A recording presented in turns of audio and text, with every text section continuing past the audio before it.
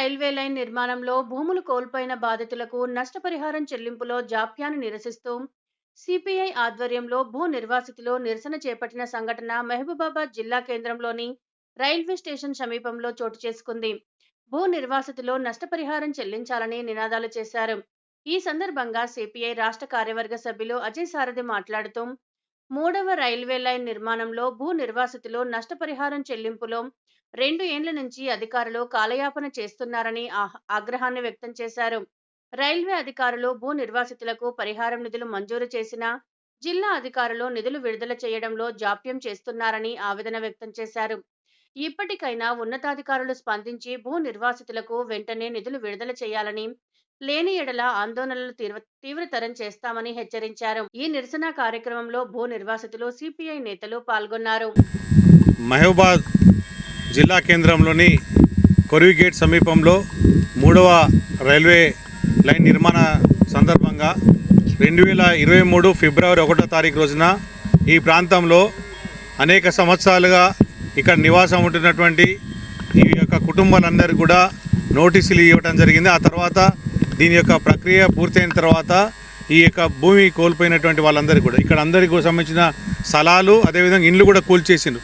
ఏకపక్షంగా రైల్వే అధికారులు నష్టపరిహారం ఇవ్వకముందుకే ఈ అన్ని ఇండ్లను కూల్చేసి వీళ్ళందరినీ కూడా రోడ్డు మీద పడేయటం జరిగింది. ఇది దాదాపు 2.5 సంవత్సరాలు అవుతుంది. ఈ 2.5 సంవత్సరాల నుంచి అది రైల్వే శాఖ సంబంధించిన అధికారుల దృష్టికి, ఇక్కడ సంబంధించిన రెవెన్యూ, అదేవిధంగా జిల్లా ప్రభుత్వ యంత్రాంగం దృష్టికి వీళ్ళు చెప్పులారుగా తిరిగిన తర్వాత ఎట్టకేళ్లకు వీళ్లకు గత 8 నెలల క్రితము నష్టపరిహారము, అది కూడా గతం లోపల ఈ ప్రాంతంలోనే వీళ్ళందరూ కూడా మరి రైల్వే సంబంధించినటువంటి నిర్మాణ సందర్భంగా పోతే గజానికి 12,500 ఇచ్చిండ్రు, దానికి డబల్ ఇవ్వటం జరుగుతుంది అది లెక్క కట్టి. అదేవిధంగా ఈసారి 12,000 కంటే తక్కువ అంటే 10,000 మాత్రమే రికార్డ్ చేస్తూ దానికి డబ్బులు ఇస్తామని చెప్పి ఆ వచ్చినటువంటి డబ్బులు కూడా కలెక్టరేట్కి సంబంధించిన కార్యాలయానికి సంబంధించినటువంటి అధికారులు ఇవాళ దాదాపు 8 నెలలు అవుతున్నా కూడా వచ్చిన డబ్బులు ఇవ్వడానికి వీళ్ళకి వచ్చిన ఇబ్బంది ఏందో అర్థం కావట్లేదు.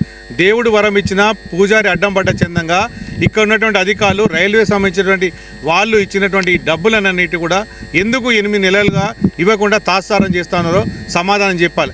ఇదే కుటుంబాలు ఇదే ప్రాంతం లోపల గతంలో రైల్వే సంబంధించినటువంటి నిర్మాణ పద్ధతుల కింద భూమి పోతే ఇదే అధికారులు ఇదే ప్రభుత్వాలు నష్టపరిహారం ఇచ్చినాయి.